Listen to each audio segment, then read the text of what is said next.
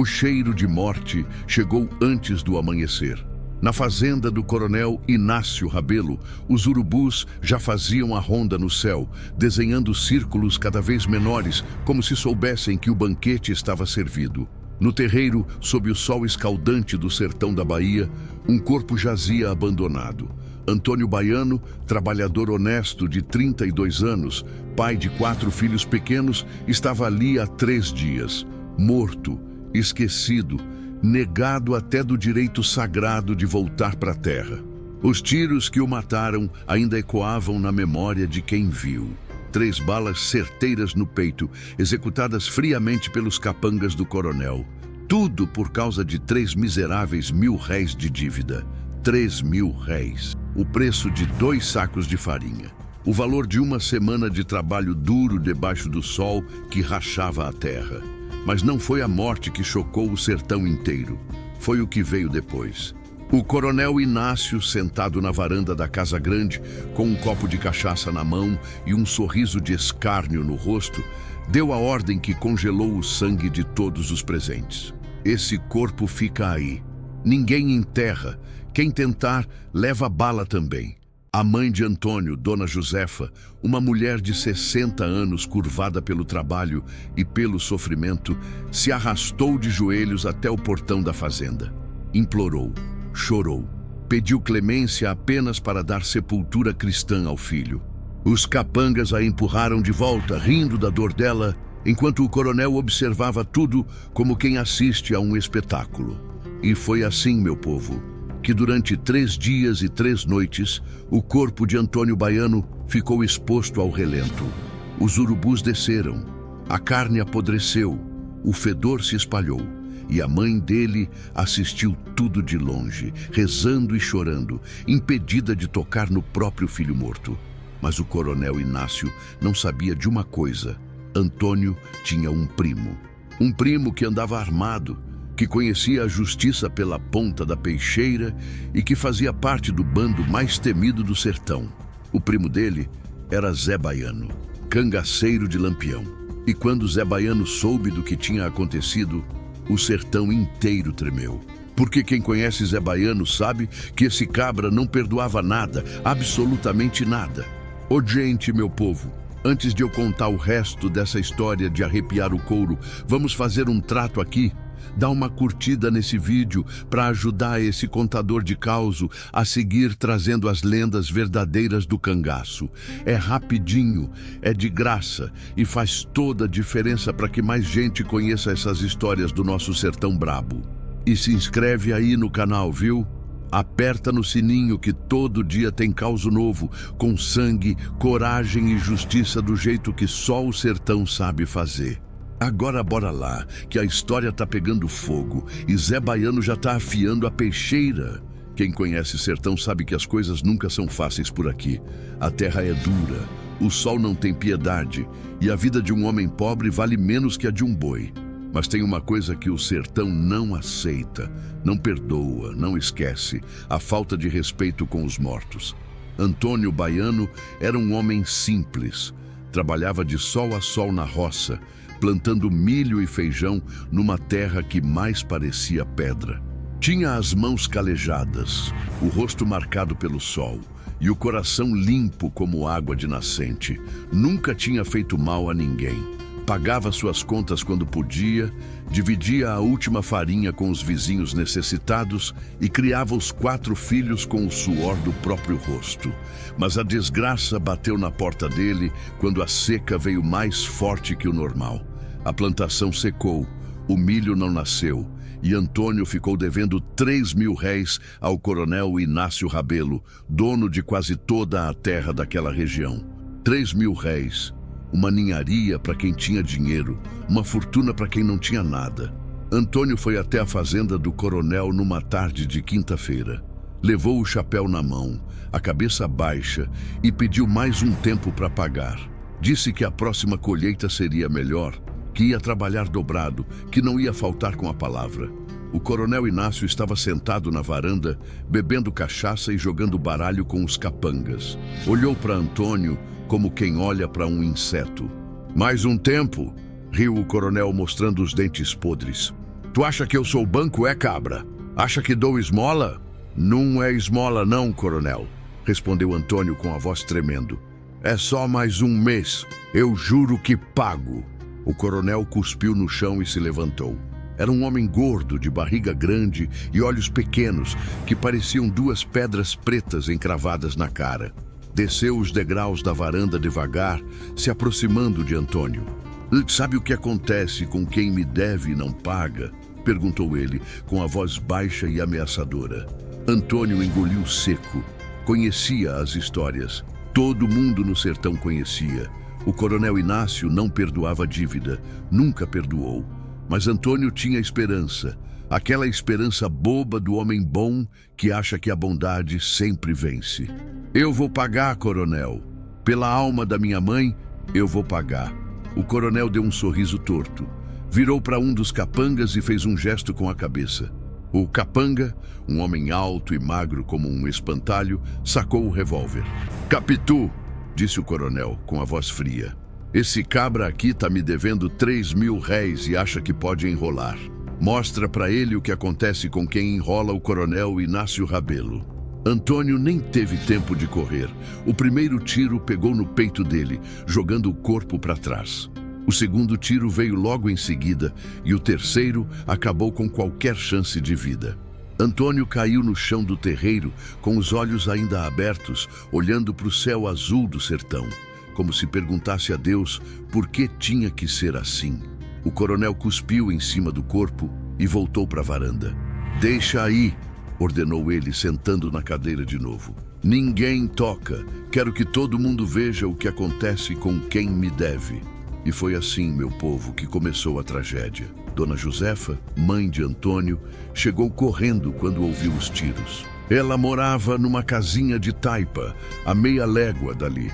Quando viu o filho caído no chão, coberto de sangue, soltou um grito que ecoou por todo o sertão. Era um grito de dor pura, daqueles que fazem até as pedras chorarem. Ela tentou entrar no terreiro para pegar o filho, mas os capangas a seguraram. Dona Josefa esperneou, chorou, implorou, mas não adiantou nada. O coronel tinha dado a ordem e no sertão dele, a ordem do coronel era lei. Meu filho! Gritava ela, lutando contra os braços que a seguravam. Deixem eu enterrar meu filho, pelo amor de Deus! O coronel nem olhou para ela. Continuou jogando baralho, bebendo cachaça, rindo com os capangas como se nada tivesse acontecido. Dona Josefa ficou ali, sentada do lado de fora do portão, durante 3 dias e 3 noites. Viu o corpo do filho inchar com o calor. Viu os urubus descerem. Viu as moscas cobrirem a carne. Viu os cachorros se aproximarem de noite. E não podia fazer nada, absolutamente nada. No terceiro dia, quando o cheiro já estava insuportável e os urubus tinham comido boa parte do corpo, o coronel finalmente mandou jogar o que restava numa cova rasa, sem reza, sem respeito, sem dignidade. Mas a notícia já tinha voado. Um menino tinha corrido léguas e léguas para levar o recado. E quando Zé Baiano, primo de Antônio e cangaceiro do bando de Lampião, soube do que tinha acontecido, o sertão inteiro entendeu que a conta ia ser cobrada. Porque no sertão, meu povo, tem coisas que não se faz. E negar sepultura cristã a um homem trabalhador era uma delas. O coronel Inácio Rabelo tinha acabado de assinar a própria sentença de morte. E quem ia executar essa sentença tinha nome e sobrenome. Virgulino Ferreira da Silva, o Lampião. A notícia chegou ao acampamento de Lampião, quando o sol ainda não tinha nascido completamente. Um menino descalço, com os pés sangrando de tanto correr pelas pedras da caatinga, entrou na grota onde o bando estava escondido. Os vigias quase atiraram nele, mas quando viram que era apenas uma criança desesperada, deixaram passar. O menino procurava por Zé Baiano. Zé Baiano era um dos cangaceiros mais temidos do bando de Lampião. Não pela pontaria, que era boa, nem pela coragem, que era grande, mas pela fúria que carregava no peito. Enquanto outros homens entravam no cangaço fugindo da polícia ou da fome, Zé Baiano tinha entrado por pura revolta contra a injustiça. Era um homem de sangue quente, daqueles que, quando via maldade sendo feita, o ódio subia pela garganta e só acalmava quando a conta era acertada com sangue. No bando, diziam que Zé Baiano era o braço mais violento de Lampião. O homem que não hesitava, que não pensava duas vezes, que quando recebia a ordem de fazer justiça, fazia com uma frieza que assustava até os companheiros. Mas essa frieza vinha de um lugar profundo. Zé Baiano odiava os poderosos, odiava os coronéis, odiava quem pisava nos fracos e dormia tranquilo depois. Quando o menino chegou cambaleando no acampamento, chorando tanto que mal conseguia falar, Zé Baiano estava sentado numa pedra, limpando o rifle. Ele ergueu os olhos e viu o garoto reconhecendo na hora. Era o filho do vizinho de Dona Josefa, sua tia. "Menino", chamou Zé Baiano, levantando rápido. "Que foi? Por que tu tá chorando desse jeito?" O garoto engoliu seco, tentando encontrar as palavras. As lágrimas desciam pelo rosto sujo de poeira, deixando rastros limpos na pele queimada de sol. "Seu Zé, é seu primo Antônio. Ele tá morto." O rifle escorregou das mãos de Zé Baiano e caiu no chão com um baque surdo. O mundo pareceu parar por um instante. Os outros cangaceiros que estavam por perto se viraram, sentindo a tensão no ar. "Como é que é?" perguntou Zé Baiano com a voz rouca. "Repete o que tu disse." O menino respirou fundo e soltou tudo de uma vez, como quem cospe veneno. "O coronel Inácio Rabelo mandou matar ele. 3 tiros no peito, lá no terreiro da fazenda. Tudo por causa de 3.000 réis que seu primo devia. E tem mais, seu Zé. O coronel não deixou enterrar. Tá lá faz 3 dias. Os urubus estão comendo e sua tia não pode nem chegar perto. Os capangas ameaçam matar quem tentar. Escutem bem, meu povo, que essa é de deixar o couro arrepiado." Zé Baiano ficou parado, olhando para o menino, mas era como se não estivesse vendo nada. Os olhos dele ficaram vazios por um segundo, daquele jeito que a gente fica quando recebe uma pancada tão forte que o corpo não sabe como reagir. Depois, devagar, a raiva começou a subir. Dava para ver no rosto dele, na forma como os músculos da mandíbula se contraíram, como as mãos fecharam em punhos tão apertados que os nós dos dedos ficaram brancos. 3.000 réis, murmurou ele, com a voz tremendo de fúria contida. "Mataram meu primo por 3 miseráveis mil réis e deixaram para os urubus." Os outros cangaceiros se afastaram. Conheciam aquele olhar. Era o olhar de Zé Baiano quando a besta dentro dele acordava. Um dos homens fez menção de se aproximar para consolar, mas outro segurou o braço dele e balançou a cabeça. Melhor deixar Zé Baiano sozinho naquela hora. Zé Baiano deu as costas para todo mundo e caminhou até a beira do acampamento. Ficou ali parado, olhando para o horizonte onde o sol começava a subir, tingindo o céu de vermelho e laranja. Mas ele não via beleza naquilo não, só via sangue, o sangue do primo, o sangue que ia ser derramado em vingança. As mãos dele tremiam, não de medo, nunca de medo. Tremiam de uma raiva tão profunda, tão visceral, que parecia que ia explodir para fora a qualquer momento. Ele pensou na tia Josefa, aquela mulher boa que tinha criado Antônio sozinha depois que o marido morreu. Pensou nos 4 sobrinhos pequenos que agora eram órfãos. Pensou no primo, homem trabalhador e honesto, que nunca tinha feito mal a ninguém, agora sendo devorado por urubus como se fosse lixo. E pensou no coronel Inácio Rabelo. Aquele porco gordo, sentado na varanda da fazenda, bebendo cachaça e rindo enquanto uma mãe chorava, do lado de fora do portão, impedida de enterrar o próprio filho. Meu pai sempre dizia, tem homem que nasce para ser ruim, e o coronel Inácio era um desses. Zé Baiano respirou fundo, tentando controlar a fúria que queimava dentro dele. Sabia que não podia sair correndo sozinho para fazer justiça. O coronel tinha pelo menos 20 capangas armados, e a fazenda era protegida como um forte. Precisava de ajuda, precisava do bando, Precisava de Lampião. Ele se virou e caminhou de volta para o centro do acampamento. Os outros cangaceiros olhavam para ele em silêncio, esperando para ver o que ia acontecer.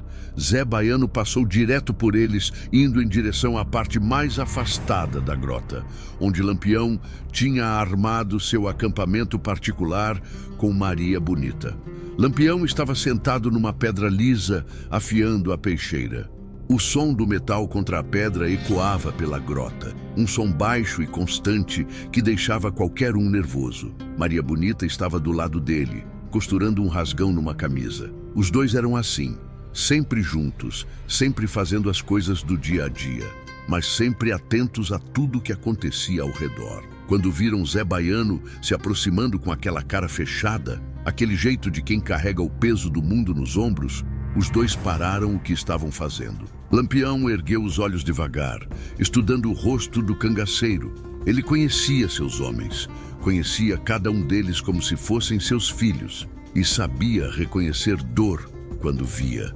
Zé Baiano, disse Lampião, com a voz calma, mas firme. Que cara é essa, cabra? Parece que o inferno te visitou. Zé Baiano parou na frente do capitão e tirou o chapéu de couro da cabeça. Era um gesto de respeito, mas também de humildade. Ele precisava de Lampião. Precisava da justiça que só Lampião podia trazer. Capitão! Começou ele, e a voz saiu rouca, carregada de uma dor que doía só de ouvir. Vim pedir justiça. Mataram meu primo Antônio. O coronel Inácio Rabelo mandou executar ele por 3.000 réis de dívida. 3 tiros no peito, na frente de todo mundo. Mas não foi só isso, não, capitão. O desgraçado proibiu a família de enterrar. Deixou o corpo lá no terreiro da fazenda há 3 dias para os urubus comerem. Minha tia tá lá vendo tudo e não pode fazer nada. Os capangas ameaçam matar quem tentar enterrar. O silêncio que caiu na grota foi tão pesado que até o vento pareceu parar de soprar. Maria Bonita largou a costura e ficou olhando para o marido, já sabendo o que vinha pela frente. Lampião parou de afiar a peixeira e colocou a lâmina devagar sobre a pedra. Ele ficou ali sentado, olhando para Zé Baiano, e nos olhos dele começou a brilhar aquela luz fria que todo mundo no sertão conhecia e temia.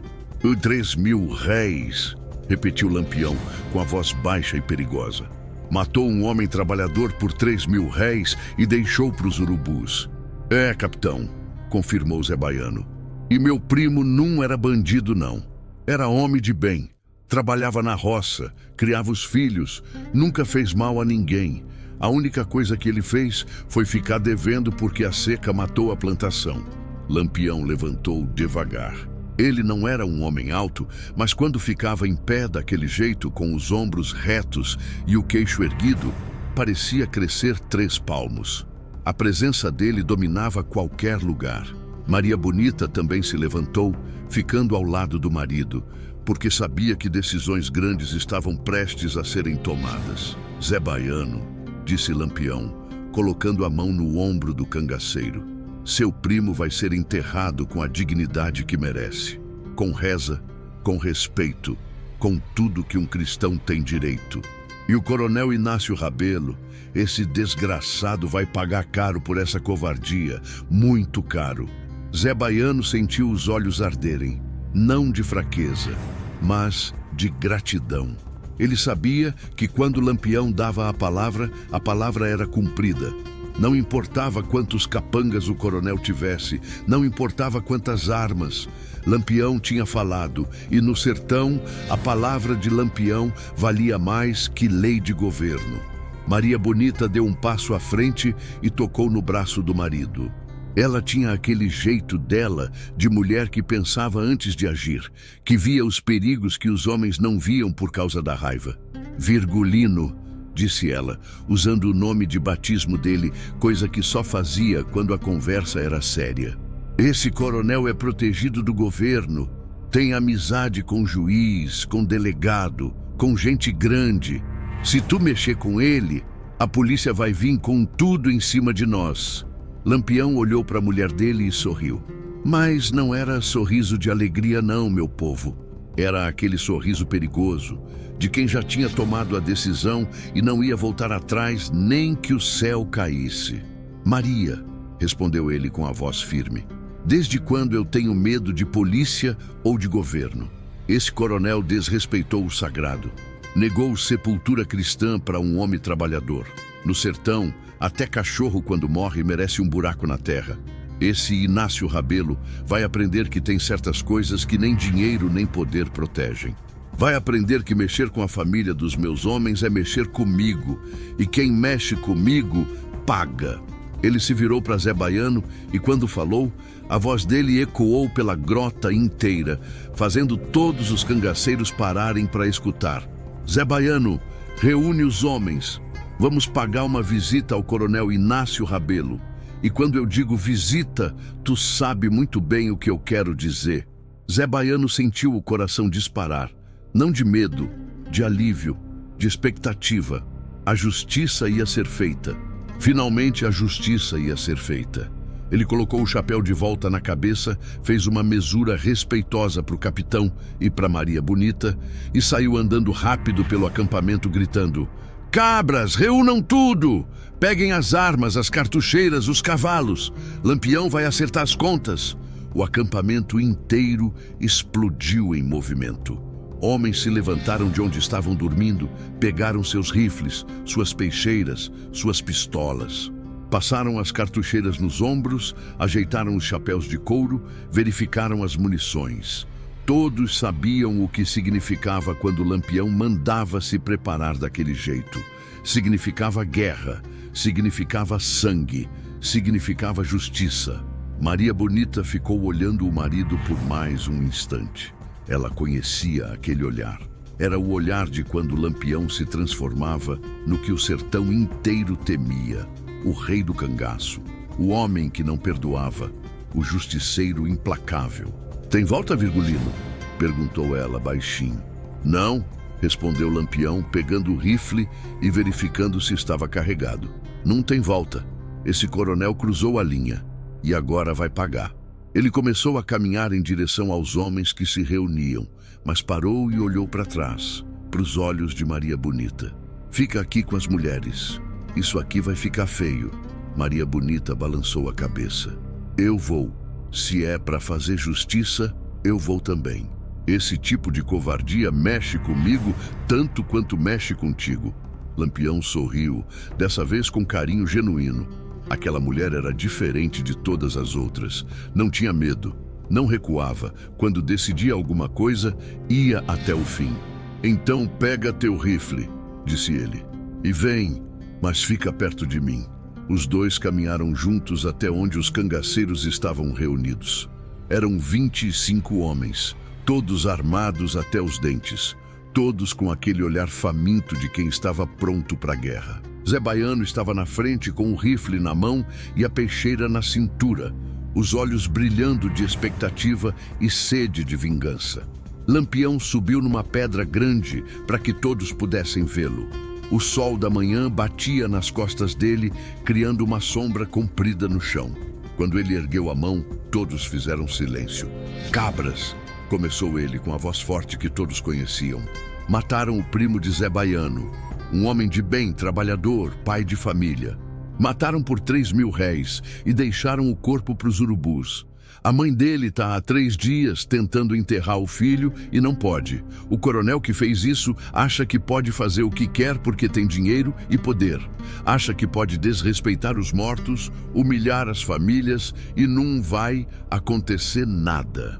Ele fez uma pausa, deixando as palavras penetrarem. Os cangaceiros escutavam em silêncio absoluto, mas dava para ver a raiva crescendo nos rostos deles. Ninguém no bando gostava de injustiça. Era por isso que tinham entrado no cangaço, para fazer o que a lei não fazia, justiça de verdade. "Esse coronel está enganado", continuou Lampião, erguendo o rifle acima da cabeça.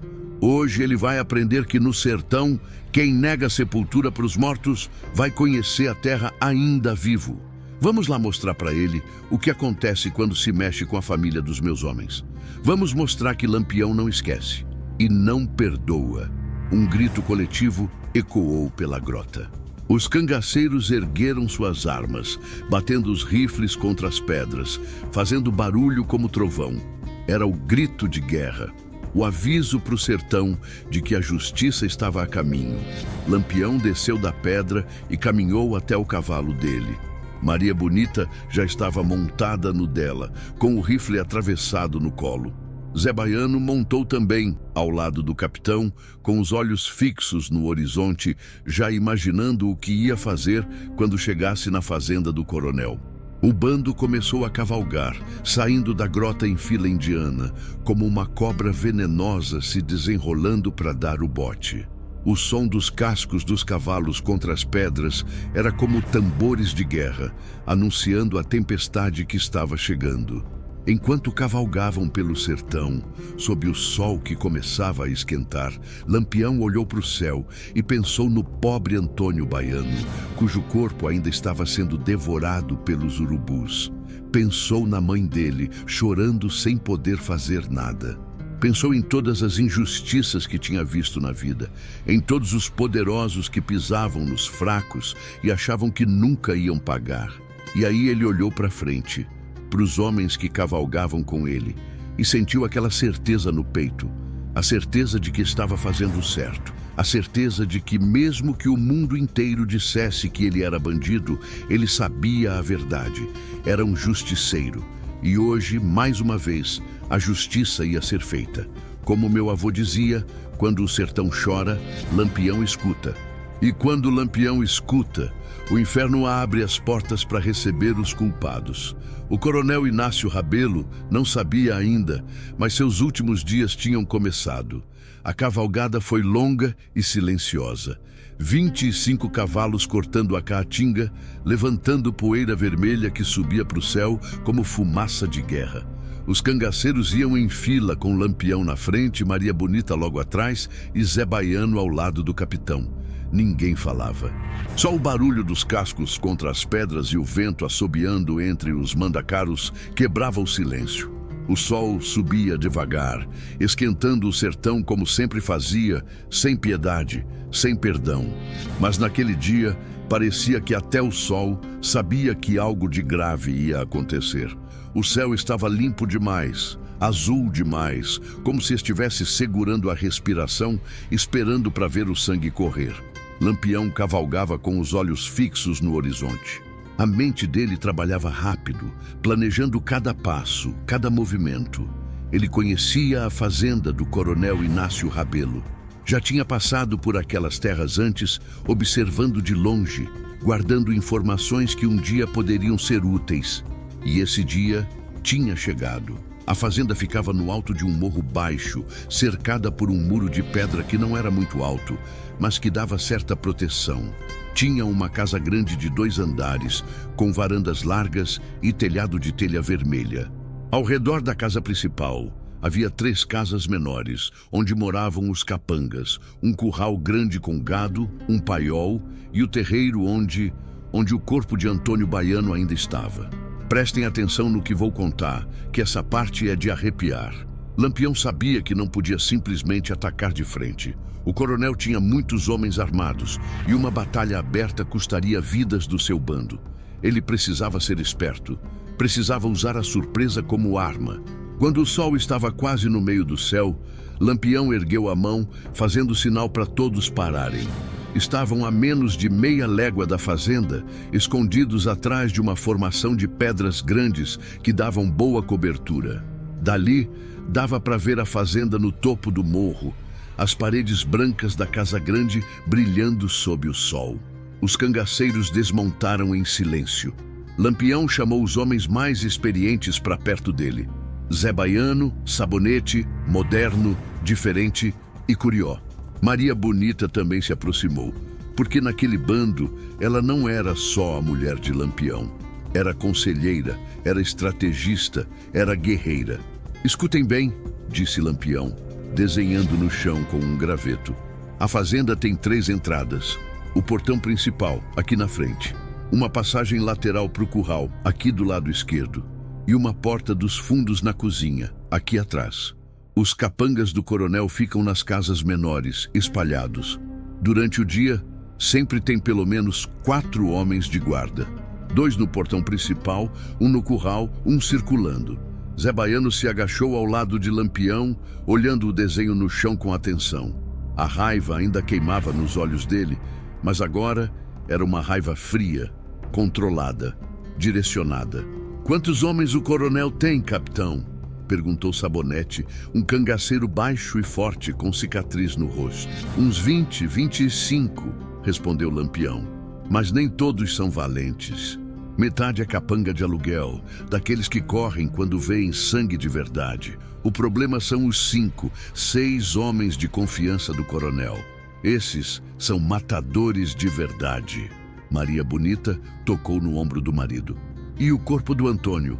Ainda está no terreiro?" Lampião assentiu com o rosto sombrio. "Tá. E a primeira coisa que vamos fazer é tirar ele de lá, com respeito, com dignidade. Depois, acertamos as contas com o coronel." Ele olhou para cada um dos homens ao redor dele, um por um, garantindo que todos entendessem o que ia acontecer. "Vamos dividir em 3 grupos. Zé Baiano, tu leva 5 homens e entra pelos fundos, pela cozinha. Tem que ser silencioso. Nada de tiro até eu dar o sinal. Sabonete, tu pega 5 homens e cerca o curral, corta a saída lateral. Eu vou com o resto pelo portão principal. Quando eu atirar o primeiro tiro, aí sim, pode soltar o chumbo. Mas antes disso, silêncio total." "E eu?" perguntou Maria Bonita. "Tu fica com os cavalos, cobrindo a retaguarda", respondeu Lampião. "Se alguém tentar fugir, tu sabe o que fazer." Maria Bonita assentiu. Ela queria entrar na luta, mas entendia que alguém precisava garantir que ninguém escapasse para pedir reforço. E ela era tão boa de tiro quanto qualquer homem ali. Zé Baiano respirou fundo. A hora tinha chegado. Depois de 3 dias de agonia, de imaginar o primo sendo devorado pelos urubus, de ouvir os gritos da tia Josefa ecoando na cabeça, finalmente ia fazer justiça. "Capitão", disse ele com a voz firme, "o coronel é meu. Quando a hora chegar, eu quero ser o último que ele vê antes de morrer." Lampião olhou para o cangaceiro e viu a dor nos olhos dele. Viu a necessidade de fechamento, de vingança pessoal. E entendeu, porque Lampião também já tinha perdido gente querida para coronéis desalmados. Também já tinha sentido aquela raiva que só se acalmava com sangue. "Ele é teu, Zé Baiano", concordou Lampião. "Mas só depois que eu conversar com ele. Quero que esse desgraçado entenda o tamanho do erro que cometeu antes de morrer." Os homens se separaram, cada grupo indo para sua posição. O sol estava alto agora, queimando as costas, fazendo o suor escorrer debaixo dos chapéus de couro. Mas ninguém reclamava, ninguém sentia cansaço. A única coisa que importava era a missão. Zé Baiano seguiu com seus 5 homens, contornando o morro pela direita, usando as pedras e a vegetação rasteira como cobertura. Eles se moviam como fantasmas, com passos leves, rifles prontos, olhos atentos a qualquer movimento. A cada passo que dava, Zé Baiano sentia o coração bater mais forte, não de medo, de expectativa. Quando chegaram aos fundos da fazenda, viram a porta da cozinha, uma porta de madeira velha e mal ajambrada. Não tinha guarda ali. Os capangas do coronel eram relaxados, confiantes demais no poder do patrão, achando que ninguém ousaria atacar aquela fazenda. Mas eles não conheciam Lampião e não sabiam que tinham mexido com a pessoa errada. Zé Baiano fez sinal para os homens pararem. Ficaram agachados atrás de um muro baixo de pedra, esperando o sinal do capitão. O silêncio era tão grande que dava para ouvir as galinhas ciscando no terreiro, o mugido de um boi lá no curral, vozes distantes de homens conversando. E ali, no meio do terreiro, Zé Baiano viu o corpo do primo Antônio. Meu povo, como diz o velho, tem visão que marca a alma para sempre, e aquela ali marcou Zé Baiano de uma forma que ele nunca esqueceria. O corpo estava irreconhecível, inchado, deformado pelo calor e pelos urubus. A roupa estava em farrapos, a carne exposta, os ossos começando a aparecer. 3 dias sob o sol escaldante do sertão, 3 dias sendo devorado pelos bichos, 3 dias de humilhação e desrespeito. Zé Baiano fechou os olhos por um segundo, sentindo a raiva subir como fogo pela garganta. Quando abriu os olhos de novo, eles estavam vermelhos, não de choro, de fúria absoluta. Do outro lado da fazenda, Lampião e seus homens se aproximavam do portão principal. Eles também se moviam em silêncio, agachados, usando cada pedra, cada arbusto como cobertura. Lampião tinha o rifle na mão, o dedo no gatilho, pronto para disparar a qualquer momento.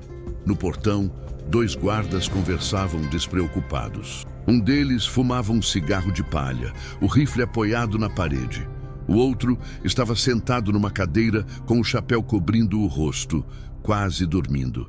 Eram capangas jovens, inexperientes, que provavelmente nunca tinham visto uma guerra de verdade. Lampião fez um gesto com a mão. 2 de seus homens, moderno e diferente, se separaram do grupo circulando pelas laterais. Eles eram especialistas em aproximação silenciosa, treinados para matar sem fazer barulho. Se moveram como sombras, atravessando o terreno aberto sem levantar nenhum grão de poeira. O guarda que fumava largou o cigarro no chão e pisou em cima, esfregando com a bota. Virou de costas para o portão, olhando para dentro da fazenda, sem perceber que a morte estava a poucos passos dele. Moderno chegou por trás, silencioso como cobra no mato. Com um movimento rápido, passou o braço pelo pescoço do guarda e apertou, cortando a respiração. O homem tentou gritar, tentou alcançar o rifle, mas já era tarde. Em segundos estava inconsciente. Moderno o colocou no chão devagar, sem fazer barulho. O outro guarda, o que estava sentado, nem chegou a perceber o que aconteceu. Diferente se aproximou pela lateral, também silencioso, e antes que o homem pudesse reagir, deu uma coronhada na cabeça dele. O guarda desabou da cadeira como saco de farinha, desmaiado. Lampião se levantou e caminhou até o portão. Olhou para dentro da fazenda, vendo o terreiro, a casa grande, as casas dos capangas. Tudo parecia calmo, normal, como se nada de errado estivesse acontecendo, como se um homem não estivesse apodrecendo no meio do terreiro. Ele virou e fez sinal para os outros homens. Todos avançaram, entrando na fazenda em silêncio, as armas prontas, os corações batendo forte, mas os movimentos controlados, precisos. Do curral, Sabonete e seu grupo também tinham feito o trabalho deles. O guarda que vigiava ali estava amarrado e amordaçado, escondido atrás de uma pilha de feno. Nenhum tiro tinha sido disparado ainda. A surpresa estava funcionando. Mas aí aconteceu o que ninguém esperava. Uma porta se abriu na lateral da casa grande. Um capanga saiu, bocejando, se espreguiçando, provavelmente acordando de uma soneca da tarde. Ele deu 2 passos e parou. Seus olhos se arregalaram quando viu os cangaceiros no terreiro, armados, se movendo em direção à casa. Por um segundo, ficou tudo congelado. O capanga olhando para os cangaceiros olhando para o capanga. O tempo pareceu esticar como corda de viola prestes a arrebentar. E então, o capanga abriu a boca e gritou: "Ataque! Cangaceiros na fazenda!" A voz dele ecoou pelo terreiro, quebrando o silêncio como um trovão. Imediatamente, portas e janelas se abriram. Capangas saíram correndo das casas, pegando rifles, gritando em pânico. Lampião não hesitou, ergueu o rifle e disparou. O tiro pegou o capanga que tinha gritado bem no peito, jogando ele para trás. O homem caiu nas escadas da casa grande, o sangue escorrendo pelos degraus de pedra, e assim começou o inferno. "Fogo!" gritou Lampião. Os cangaceiros abriram fogo. O barulho dos tiros explodiu no ar, um trovão de morte que fez até os pássaros levantarem voo. As balas sibilavam, ricocheteavam nas paredes, quebravam janelas, levantavam nuvens de poeira.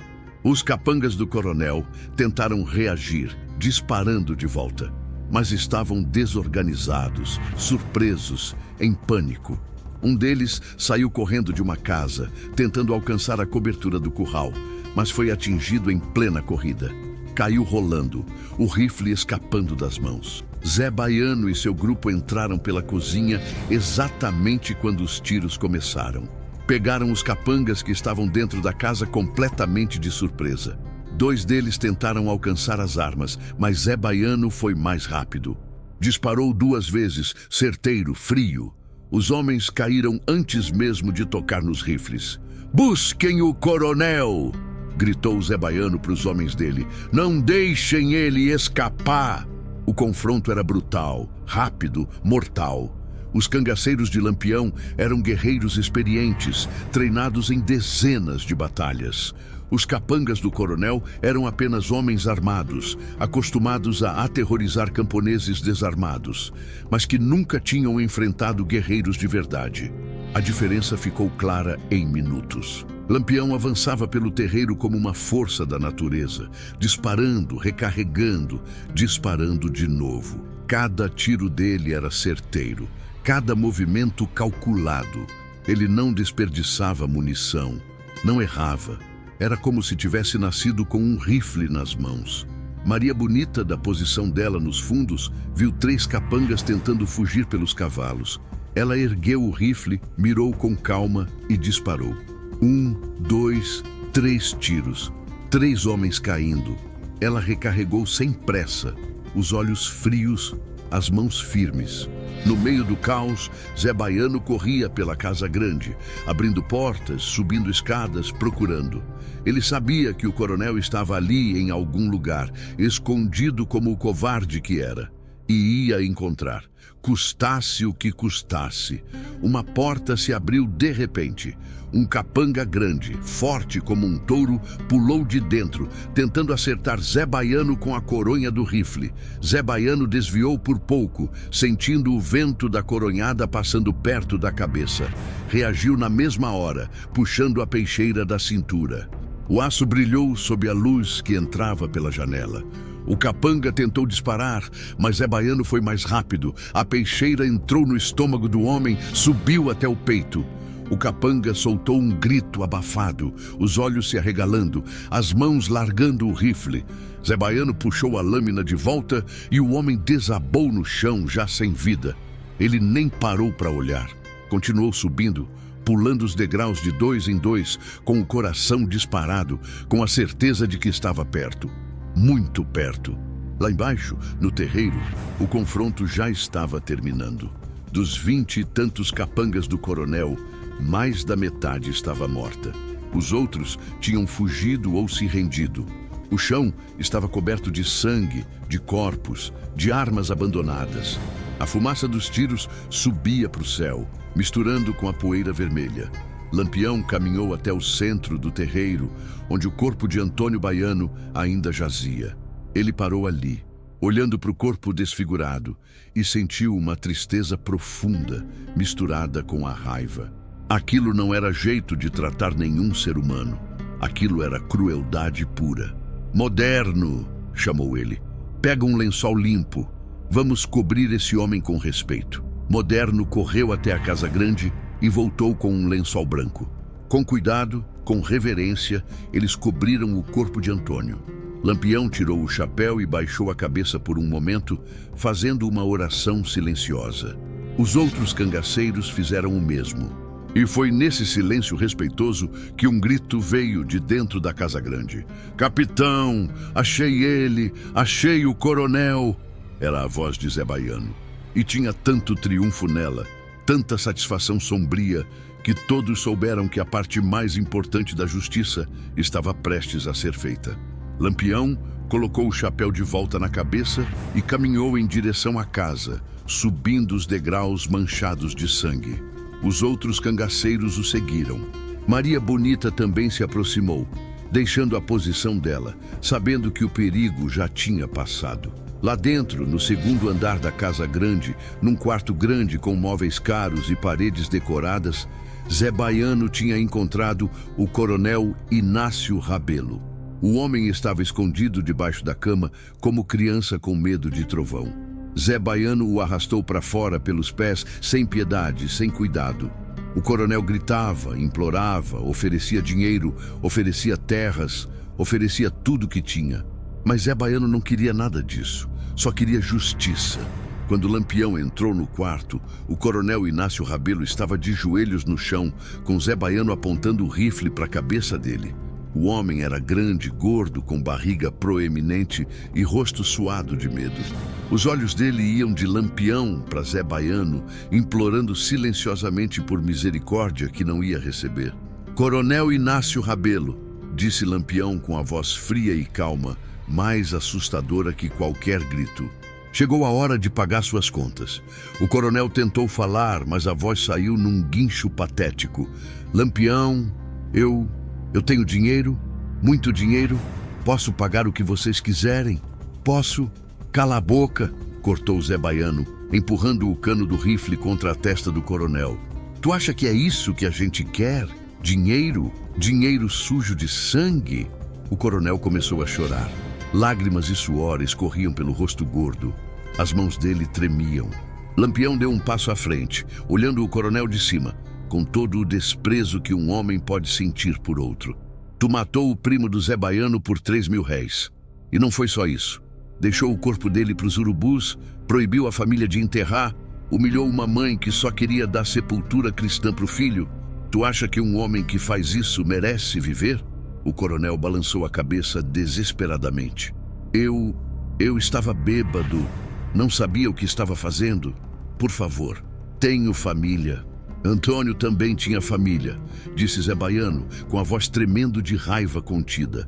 "Tinha mulher, tinha 4 filhos pequenos, tinha mãe.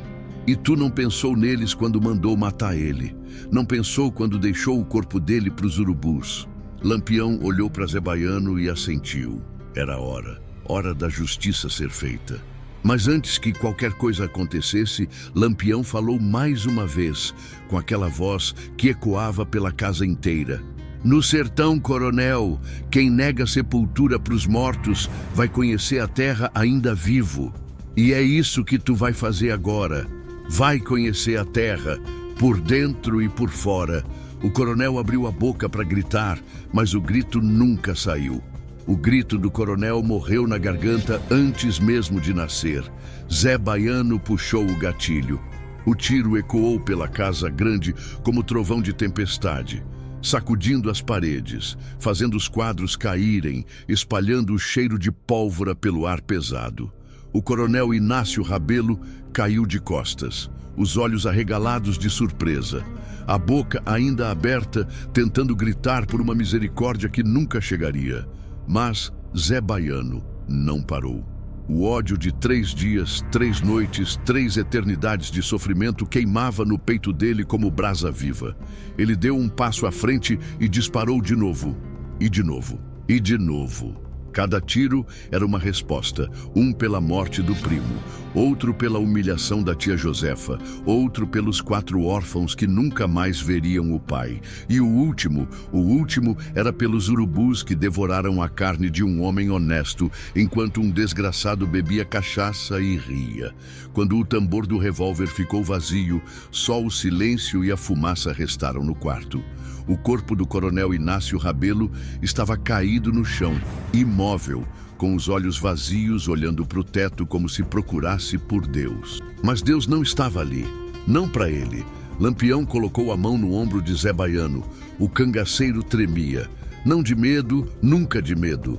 Tremia daquela forma que o corpo treme quando a raiva finalmente encontra saída, quando a dor finalmente encontra justiça. "Acabou, Zé Baiano", disse Lampião, com a voz calma mas firme. "A conta tá paga." Zé Baiano respirou fundo. Os olhos dele ainda estavam vermelhos, mas agora havia algo diferente ali. Não era paz. Paz ele nunca teria de volta. Mas era fechamento. A certeza de que o primo não tinha sido esquecido. A certeza de que a justiça, mesmo que sangrenta, mesmo que cruel, tinha sido feita. Maria Bonita apareceu na porta do quarto. Olhou para o corpo do coronel, depois para o marido, depois para Zé Baiano. Ela conhecia aquele olhar nos homens depois da vingança. Era um olhar vazio, cansado, como se uma parte da alma tivesse sido deixada para trás, junto com o último tiro. "Vamos", disse ela com a voz suave, mas determinada. Ainda tenho o que fazer. Os três desceram as escadas da casa grande. Lá embaixo, no terreiro, os outros cangaceiros tinham juntado os capangas que se renderam. Eram 7 homens, ajoelhados no chão, com as mãos na cabeça, tremendo de medo. Sabiam o que acontecia com quem servia coronéis desalmados. Sabiam que Lampião não perdoava covardia. Lampião caminhou até eles devagar, com os passos medidos, o rifle ainda na mão. O sol estava no meio do céu agora, queimando como sempre queimava, sem piedade, sem perdão. A sombra dele cobriu os homens ajoelhados como se fosse a própria sombra da morte. Vocês, disse Lampião apontando o rifle para os capangas, vocês viram o que aconteceu aqui. Viram o corpo do Antônio Baiano largado para os urubus durante 3 dias. Algum de vocês teve coragem de desobedecer o coronel e enterrar ele? Os homens balançaram a cabeça, desesperados, com lágrimas escorrendo pelos rostos sujos de poeira e medo.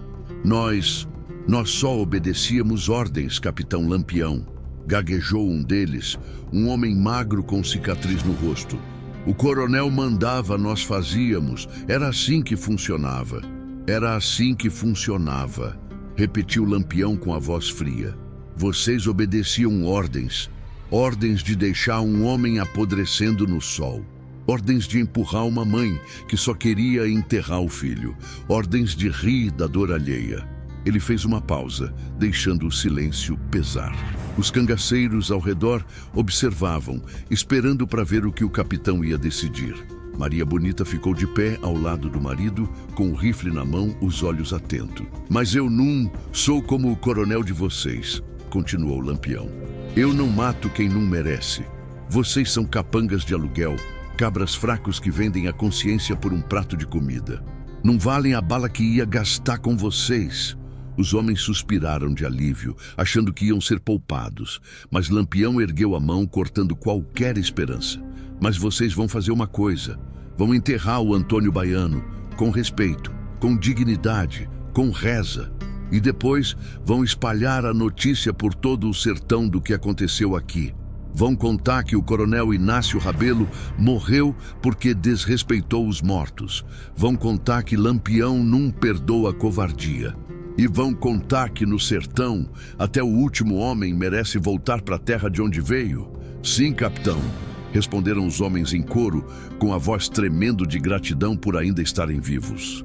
Lampião fez sinal para os cangaceiros soltarem os capangas. Eles se levantaram cambaleantes, ainda sem acreditar que tinham sido poupados.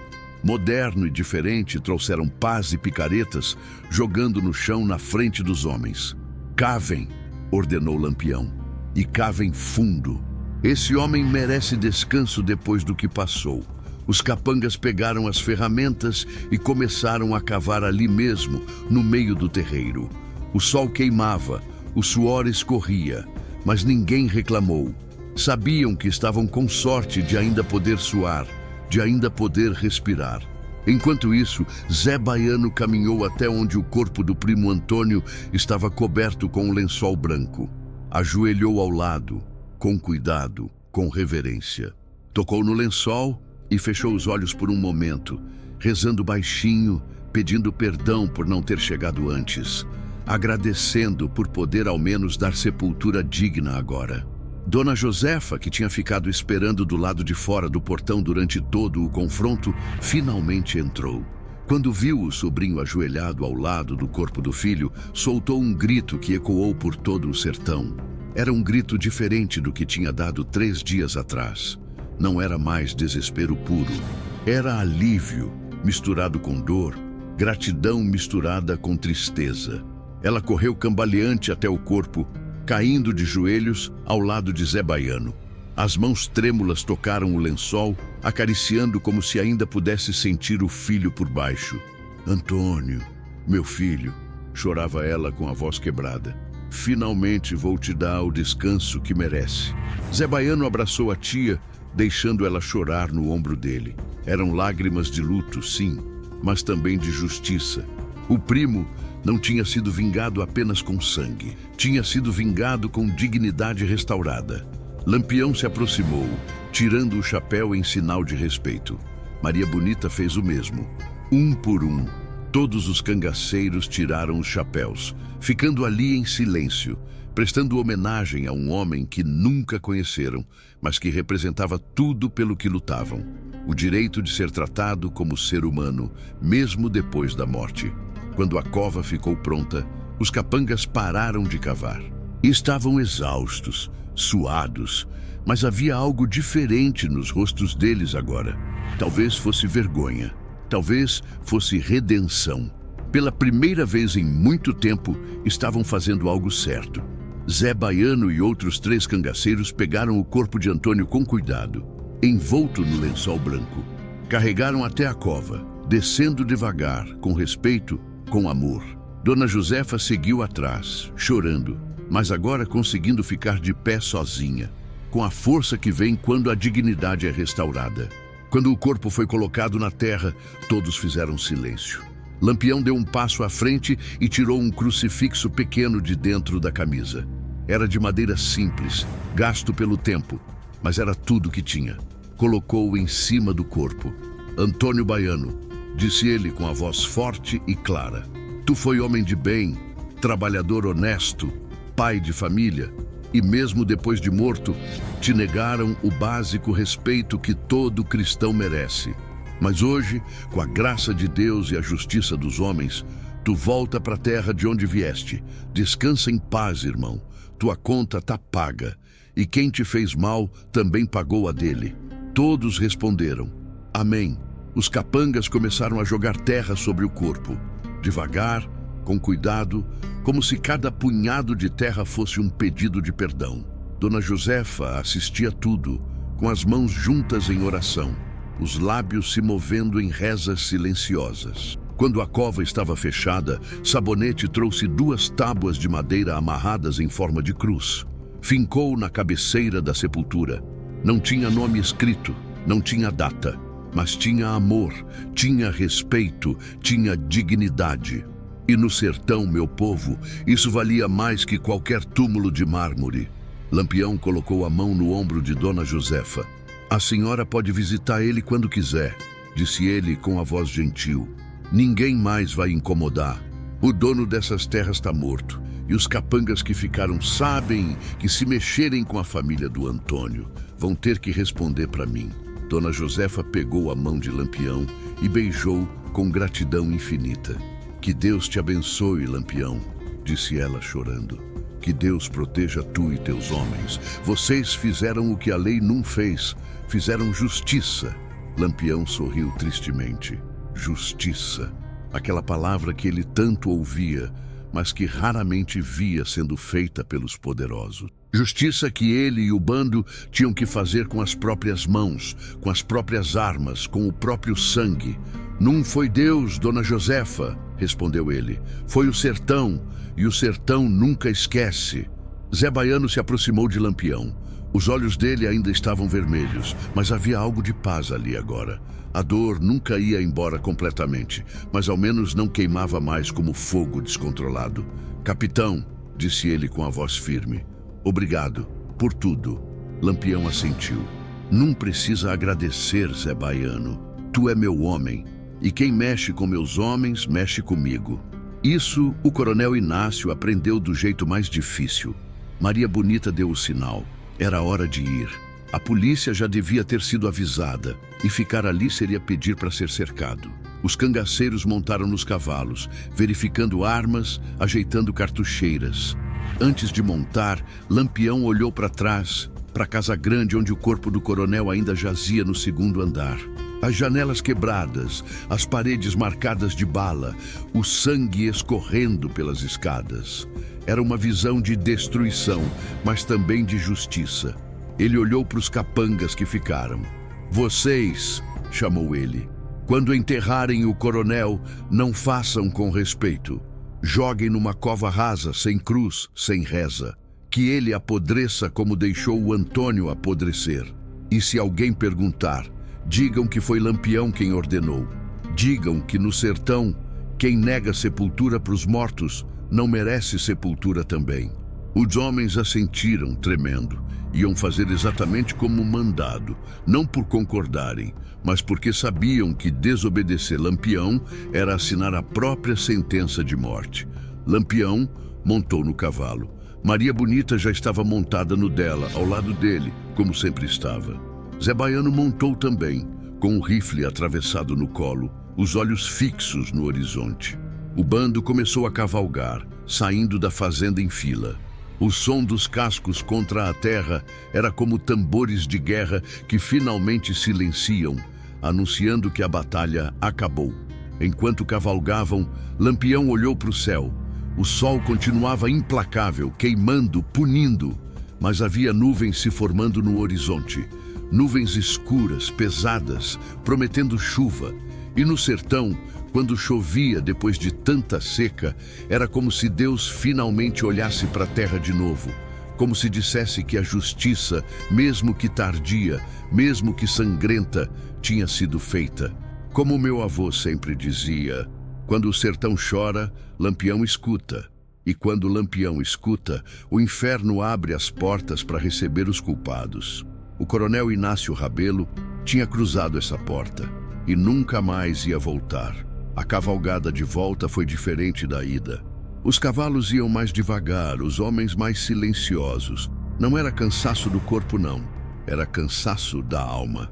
Aquele cansaço que vem depois da guerra, quando a adrenalina passa e o que resta é só a consciência do que foi feito. Zé Baiano cavalgava ao lado de Lampião, mas os olhos dele estavam distantes, perdidos em algum lugar entre o presente e as memórias. Via o primo Antônio vivo, rindo, trabalhando na roça, brincando com os filhos. Depois via o corpo desfigurado, devorado pelos urubus, abandonado como lixo. E por fim, via a sepultura. Simples, mas digna. Era o que importava. "Tá pensando no quê, Zé Baiano?" perguntou Lampião, sem tirar os olhos do caminho à frente. Zé Baiano demorou para responder. Quando falou, a voz saiu baixa, cansada.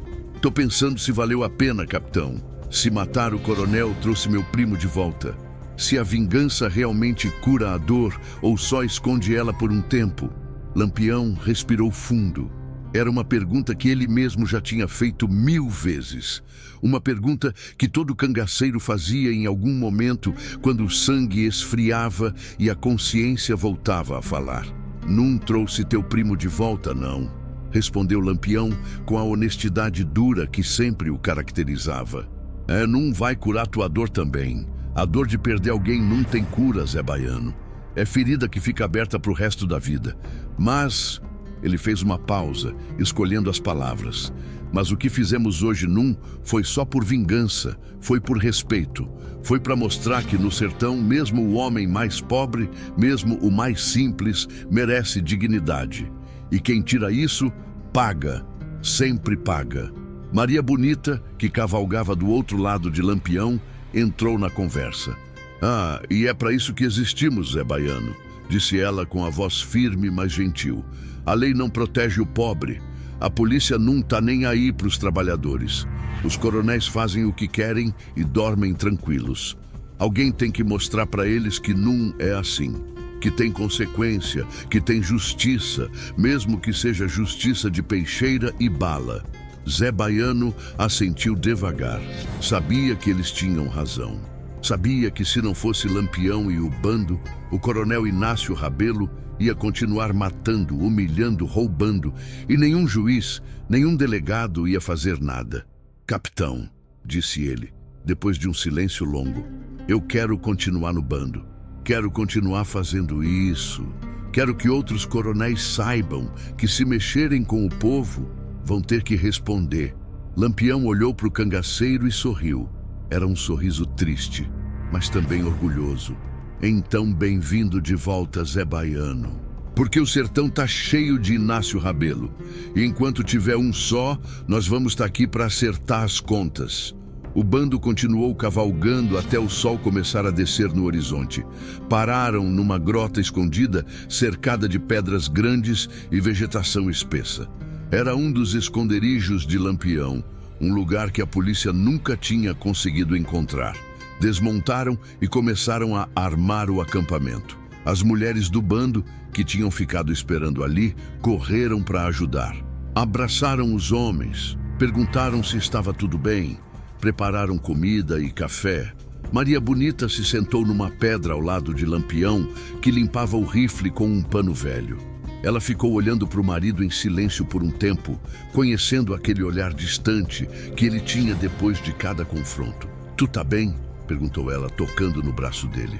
"Tô", respondeu Lampião, mas os dois sabiam que era mentira.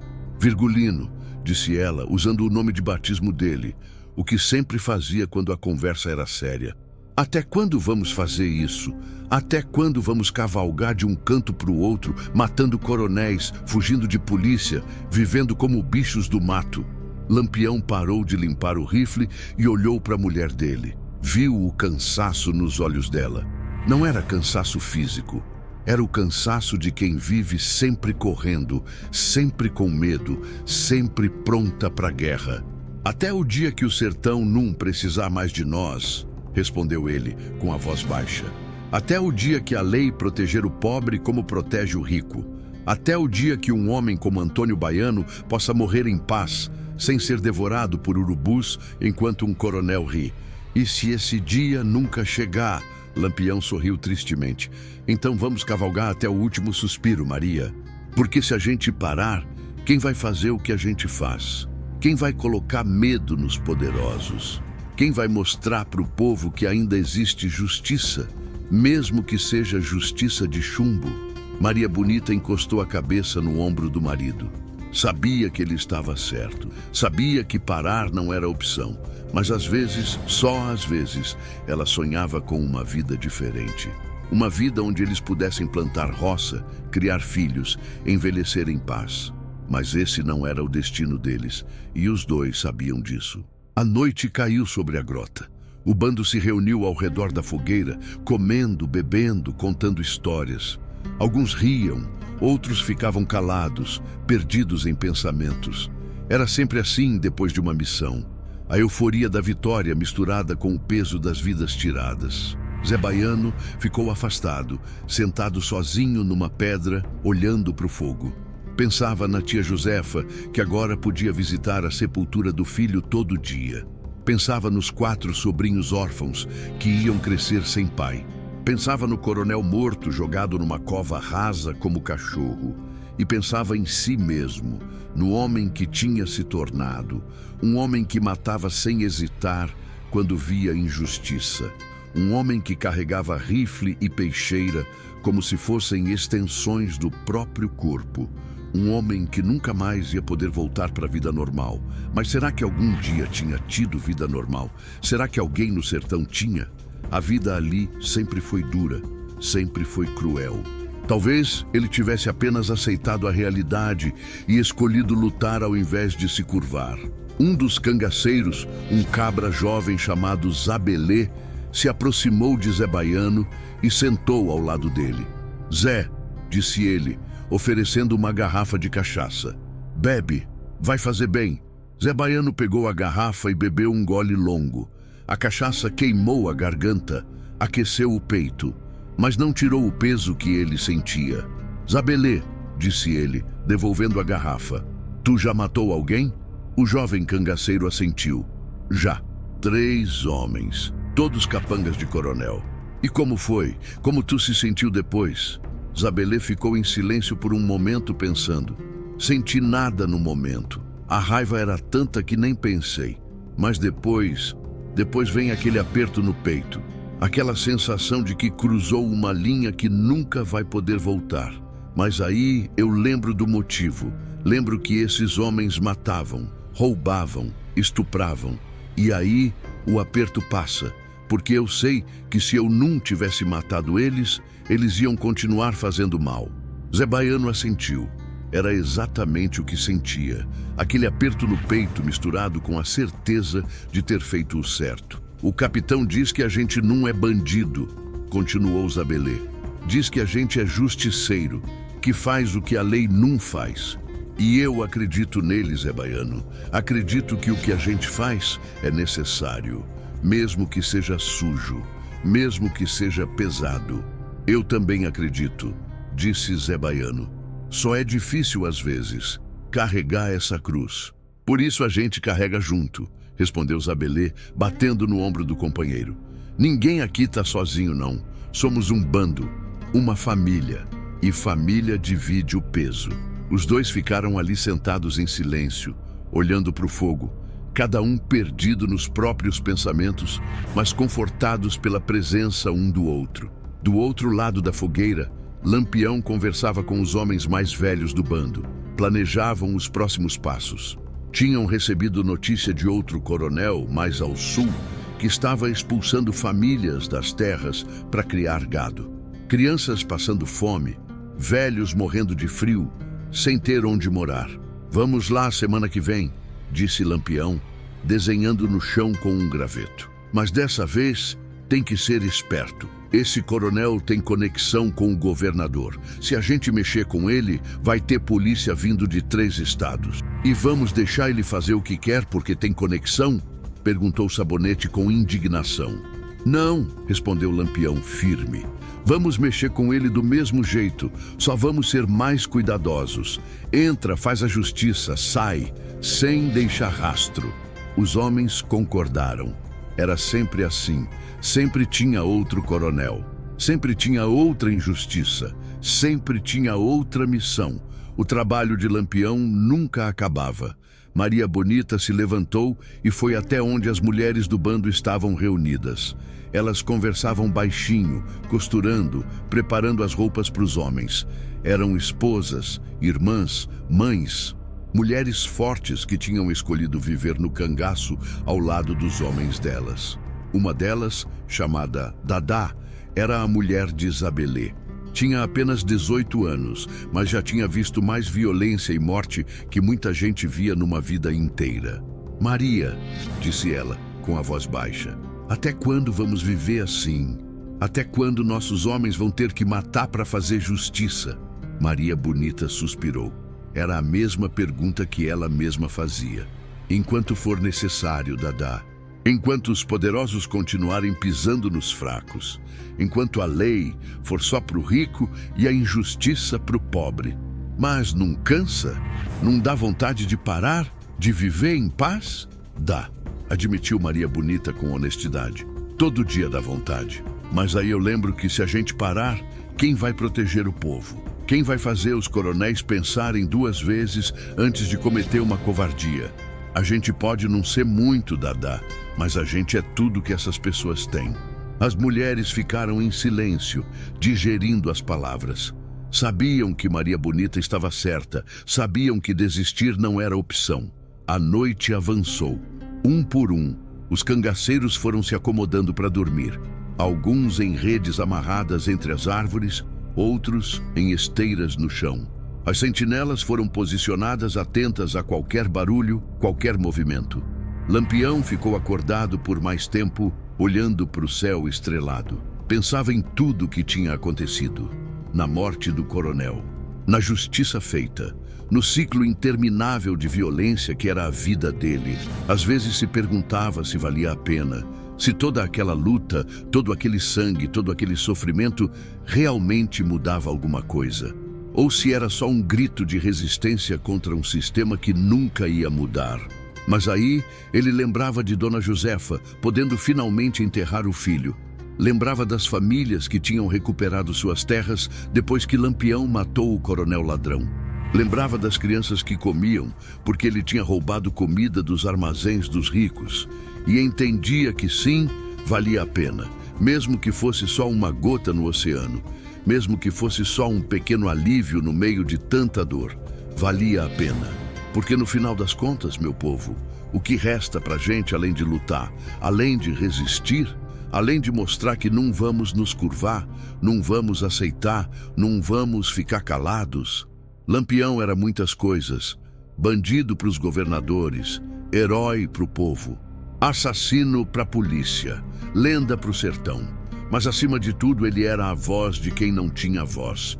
Era a espada de quem não tinha como se defender. Era a justiça de quem nunca tinha visto justiça. E enquanto houvesse um só coronel abusando, um só poderoso humilhando, Um só rico roubando, Lampião ia estar lá, com o rifle na mão, a peixeira na cintura e o fogo da justiça queimando no peito. Como dizia meu pai, o sertão não esquece. E Lampião era a memória viva do sertão. A promessa de que todo mal feito seria cobrado, mais cedo ou mais tarde. O coronel Inácio Rabelo tinha aprendido isso. E muitos outros ainda iam aprender.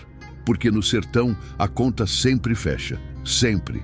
3 semanas depois da morte do coronel Inácio Rabelo, a história já tinha se espalhado por todo o sertão. De boca em boca, de povoado em povoado, de feira em feira, o caos era contado e recontado, cada vez com mais detalhes, cada vez mais impressionante. Diziam que Lampião tinha chegado como um furacão, que os tiros tinham durado horas, que o coronel tinha implorado de joelhos antes de morrer. Diziam que Zé Baiano tinha cortado a cabeça do coronel e pendurado no portão da fazenda como aviso. Diziam que Maria Bonita tinha dançado em cima do corpo do desgraçado. Nada disso era verdade, claro. Mas no sertão, meu povo, a verdade e a lenda se misturam. E às vezes a lenda é mais importante que a verdade, porque a lenda ensina, a lenda assusta, a lenda protege. Num povoado distante chamado Riacho Seco, um grupo de trabalhadores se reuniu debaixo de um juazeiro para ouvir um velho contador de histórias que tinha chegado da região do Coronel Inácio. Foi assim, meu povo, dizia o velho, com os olhos brilhando. Lampião chegou montado num cavalo preto como a noite. Os olhos dele brilhavam como brasa. Quando apontou o rifle para o coronel, o desgraçado se mijou todo de medo. As pessoas ouviam em silêncio, algumas balançando a cabeça em aprovação, outras fazendo o sinal da cruz. Um menino pequeno perguntou: "E é verdade que ele deixou o corpo para os urubus, seu Chico?" "É verdade sim, menino", respondeu o velho.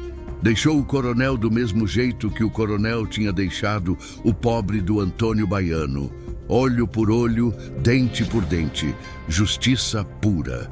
Num outro canto do sertão, na fazenda de um coronel chamado Juvenal Matos, o patrão reuniu os capangas para uma conversa séria. O homem estava pálido, nervoso, diferente da arrogância de sempre. "Vocês ouviram o que aconteceu com Inácio Rabelo?" perguntou ele, a voz tremendo levemente. Os capangas assentiram. Todos tinham ouvido. A notícia tinha corrido mais rápido que cavalo em disparada. "Pois então", continuou o coronel Juvenal, "a partir de hoje, as coisas vão mudar aqui. Ninguém mais encosta a mão em trabalhador sem motivo. Ninguém mais toma terra sem documento. Ninguém mais faz sacanagem com as famílias. Entenderam?" "Mas, coronel", disse um dos capangas confuso, "o senhor sempre disse que..." "Eu sei o que eu sempre disse", cortou Juvenal batendo a mão na mesa.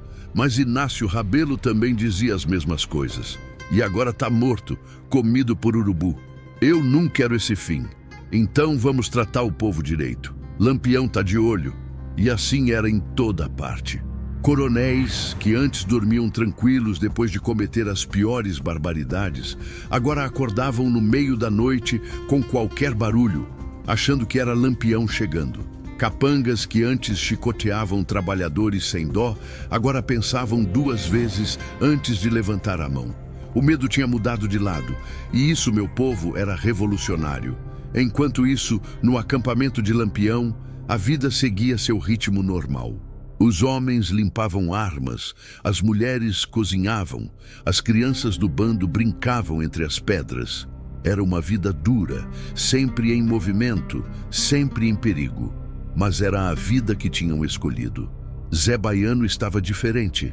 Ainda carregava a dor da perda do primo, isso nunca ia embora. Mas havia algo de novo nele, uma determinação, uma certeza. Tinha encontrado seu propósito. Não era mais só um cangaceiro fugindo da polícia ou da fome. Era um justiceiro, e isso dava sentido a tudo. Numa tarde quente, enquanto Zé Baiano afiava a peixeira, um mensageiro chegou ao acampamento. Era um garoto descalço, suado, ofegante de tanto correr. Trazia uma carta. Lampião pegou a carta e leu em silêncio. O rosto dele foi ficando cada vez mais sério. Quando terminou, passou a carta para Maria Bonita. "O que foi?" perguntou Zé Baiano, percebendo a tensão. "É uma mãe", respondeu Lampião com a voz pesada, "do povoado de Carnaúba. Diz que o coronel de lá prendeu o filho dela. Um menino de 15 anos. Tá torturando ele para confessar um roubo que não cometeu. Ela pede ajuda." O acampamento inteiro ficou em silêncio. Todos sabiam o que vinha agora. Mais uma missão, mais uma luta, mais sangue. Mas ninguém reclamou, porque era para isso que existiam. "Quando saímos, capitão?" perguntou Zé Baiano, já se levantando. Lampião olhou para o céu. O sol começava a descer. "Amanhã de madrugada. Leva uns 8 homens. Vai ser rápido. Entra, solta o menino, acerta as contas com o coronel, sai. E se tiver muita polícia?" "Sempre tem muita polícia", respondeu Lampião com um sorriso torto. "Mas a gente sempre dá um jeito." Naquela noite, ao redor da fogueira, os homens que iam na missão se prepararam.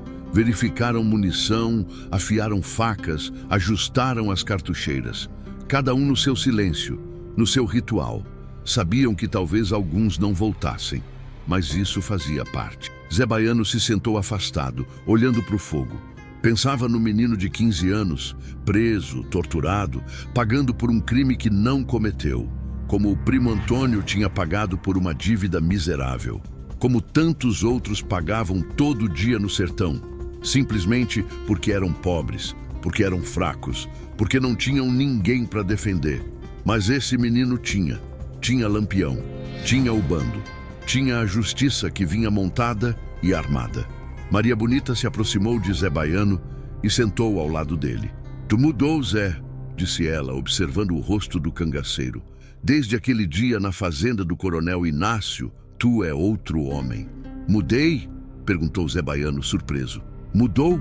confirmou ela. "Antes tu era só raiva. Agora tu é propósito.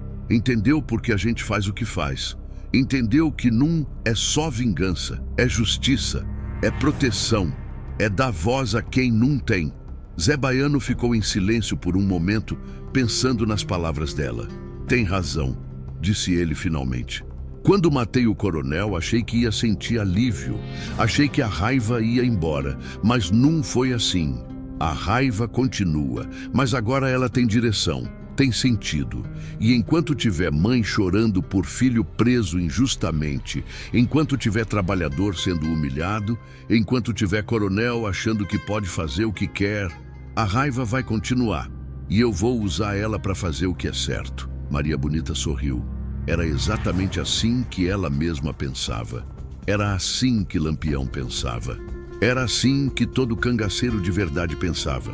"Então, bem-vindo, Zé Baiano", disse ela, batendo no ombro dele. "Bem-vindo ao que a gente realmente é. Não somos bandidos. Somos a última esperança do sertão." Naquela noite, Zé Baiano dormiu tranquilo pela primeira vez desde a morte do primo. Não porque a dor tinha passado, mas porque tinha encontrado um jeito de transformar dor em propósito. Transformar perda em luta.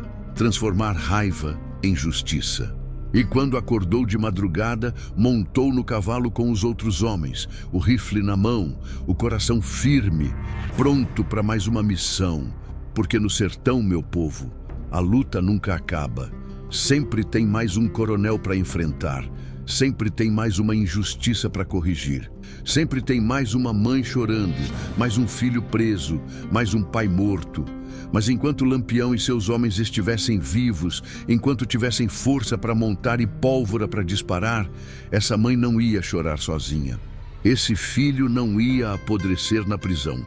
Esse pai não ia morrer sem vingança, porque Lampião não era só um homem. Era uma promessa. A promessa de que no sertão, mesmo quando tudo parece perdido, mesmo quando a lei falha e os poderosos riem, ainda existe justiça. Uma justiça dura, sangrenta, implacável, mas justiça. Os cavalos galopavam pela caatinga enquanto o sol nascia no horizonte, pintando o céu de vermelho e laranja. Zé Baiano cavalgava ao lado dos companheiros, sentindo o vento no rosto, o peso do rifle nas costas, a certeza no peito. À frente deles, mais um coronel esperava sem saber que seus dias estavam contados. Mais uma família esperava pela salvação. Mais uma história estava prestes a se tornar lenda. E lá atrás, na fazenda onde tudo tinha começado, a sepultura de Antônio Baiano permanecia. Simples, mas digna. Com a cruz de madeira fincada na terra, testemunha silenciosa de que até o homem mais humilde merece respeito. Dona Josefa visitava a sepultura todo dia. Levava flores quando tinha, água benta sempre, rezava, chorava, conversava com o filho como se ele ainda pudesse ouvir. E, de certa forma, podia. Porque no sertão, os mortos nunca partem completamente. Ficam na memória, nas histórias, nas lições que deixam. E a lição de Antônio Baiano era clara. A justiça pode demorar, pode ser torta, pode vir vestida de couro e armada de rifle, mas ela vem, sempre vem. Os capangas que tinham sobrevivido ao ataque de Lampião espalharam a história como tinha sido ordenado. Contaram em todo o povoado, em toda feira, em toda bodega. Contaram que o coronel Inácio Rabelo tinha morrido porque negou sepultura cristã a um trabalhador honesto. Contaram que Lampião não perdoa a covardia. Contaram que no sertão, quem planta vento colhe tempestade. E a cada vez que a história era contada, ela crescia um pouco, ganhava detalhes novos, cores mais vivas, impacto maior, até que deixou de ser só a história de um coronel morto e um primo vingado. Virou a história de como o sertão se defendia, de como os fracos tinham protetores, de como a justiça, mesmo fora da lei, ainda existia. Em vilas distantes, crianças brincavam de Lampião e coronel. Os meninos brigavam para ser o cangaceiro, ninguém queria ser o vilão, porque sabiam quem era o herói de verdade. Em noites de lua cheia, quando o vento soprava forte pela caatinga, os velhos diziam que era Lampião cavalgando, procurando por injustiças para corrigir. E as mães acalmavam os filhos dizendo: "Não precisa ter medo, meu filho. Lampião só vem para os que fazem maldade. Quem é de bem pode dormir tranquilo." E não era mentira, não. Porque onde quer que Lampião estivesse, os coronéis tremiam e o povo respirava um pouco mais aliviado. E aí, cabra bom, se tu também acha que justiça tem que ser feita, deixa teu curtir aí embaixo. Comenta o que achou dessa história e não esquece de se inscrever no canal, que o sertão ainda tem muita conta para acertar e muito causo para contar. Lampião tá de olho, e onde tiver injustiça, a gente vai estar lá para narrar.